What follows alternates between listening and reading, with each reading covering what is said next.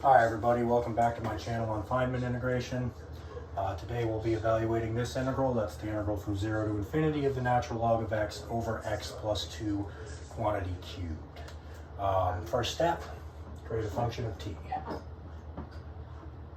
Kind of resembling our original integral, although not as closely as they usually do.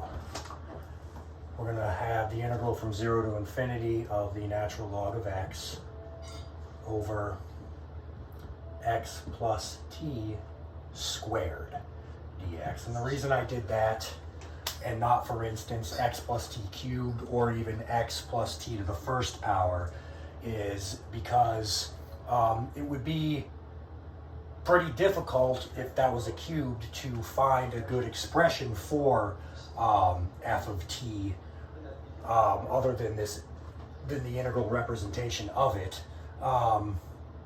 And if I put a 1 there, it would not converge for any values of t. Whereas this does converge for t values greater than 0. So that's why I picked squared. It's the simplest one that would work. All right. So how does that help us? Well, if we took a derivative with respect to t of f of t, we would get a cubed in the bottom, and I'll just show you that right now. We know that 1 over x plus t squared is equal to x plus t to the negative 2. And if we took a derivative with respect to t, we would get negative 2 x plus t to the negative 3. In other words, negative 2 over x plus t quantity cubed, which is what we kind of wanted, except with a 2 there instead of a t. So, f prime of t is equal to negative 2 times the integral from 0 to infinity of the natural log of x over x plus t quantity cubed.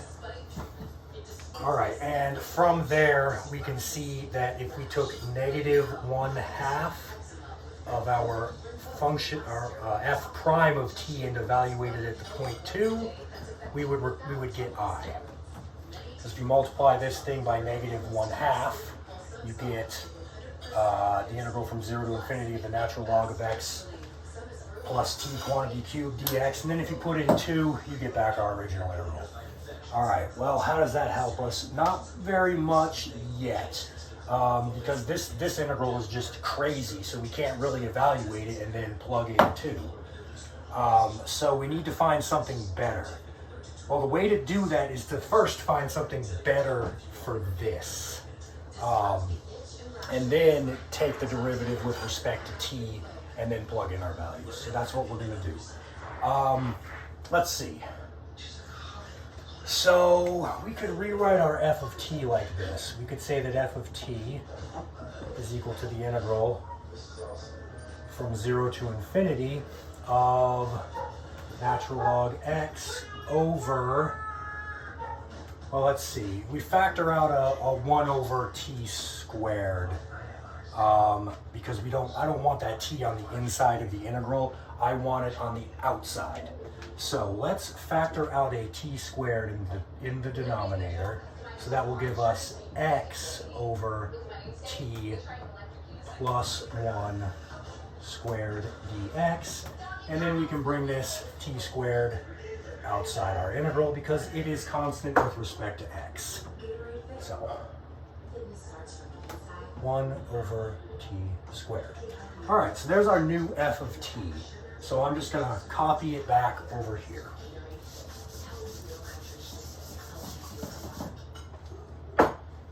In fact, I'm gonna work on this one a little bit more before I copy it back over there.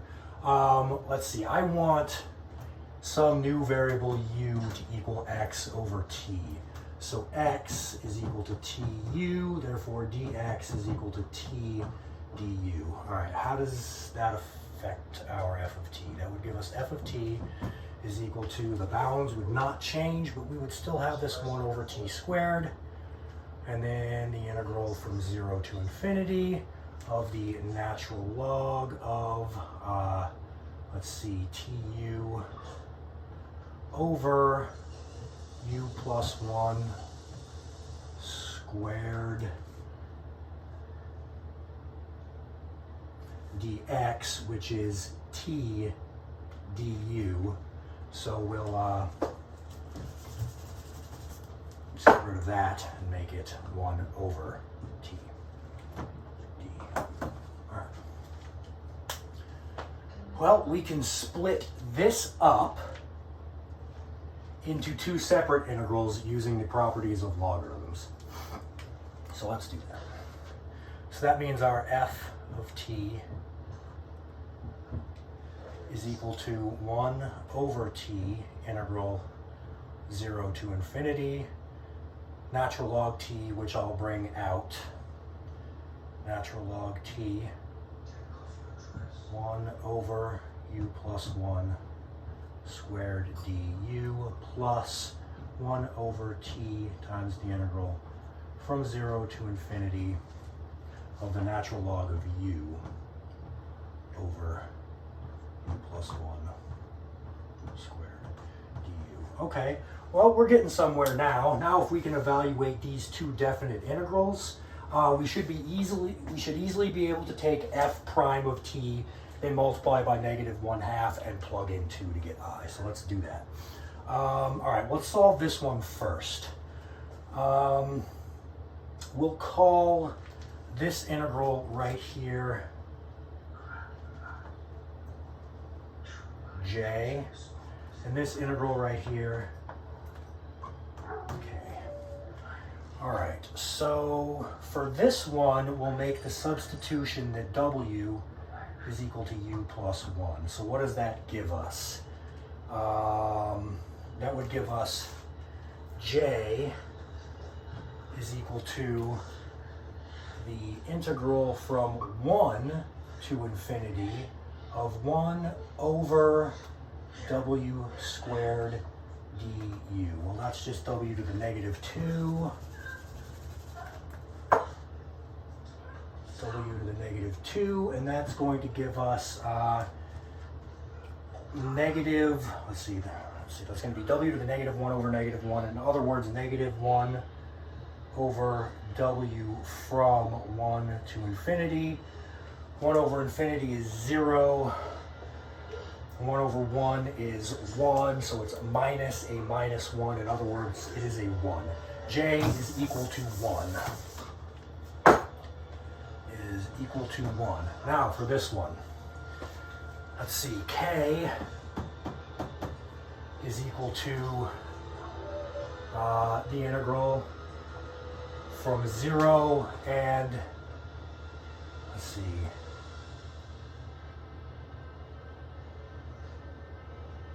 yeah, we'll just say it's equal to the integral from 0 to infinity.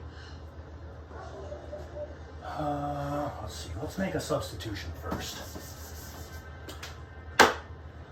Let's say w in this case is equal to 1 over u. Therefore, d u would equal -1 over w squared dw. So let's see, that would give us k is equal to the integral from 1 over infinity, which is 0, to 1 over 0, which is infinity. Sorry, I dropped my cap. And then we would have, let's see, natural log 1 over w over 1 over w plus 1 squared. And then du becomes -1 over w squared dw. All right, so k is equal to both this and this. Let's clean this up a little bit. This is negative natural log w.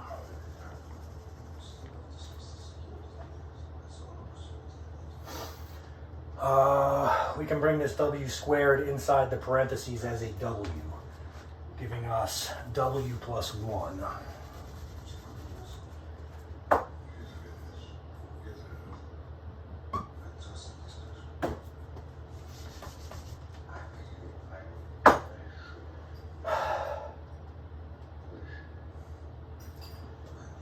Then we can use this negative to switch the bounds.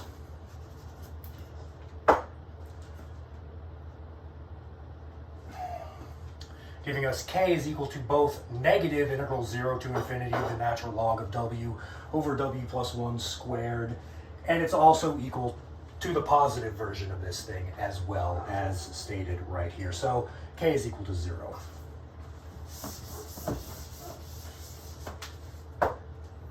Equals 0. All right, that means this whole thing goes away. Yay!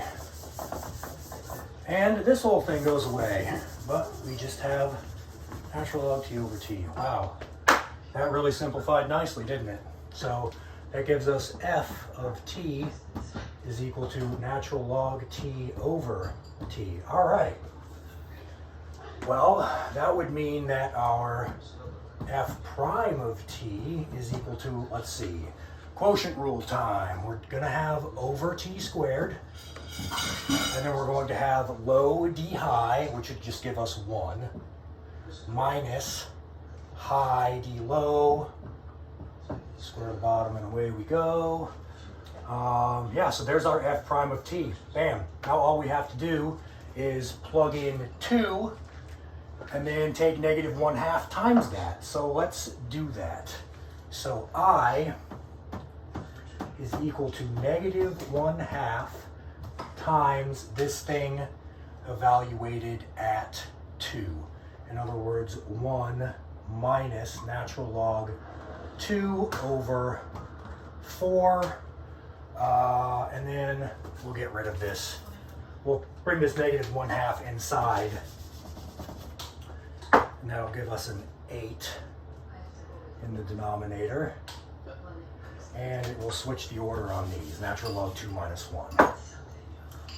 Natural log 2 minus 1 over 8. There we go. That's it. That's the answer. Hope you enjoyed that.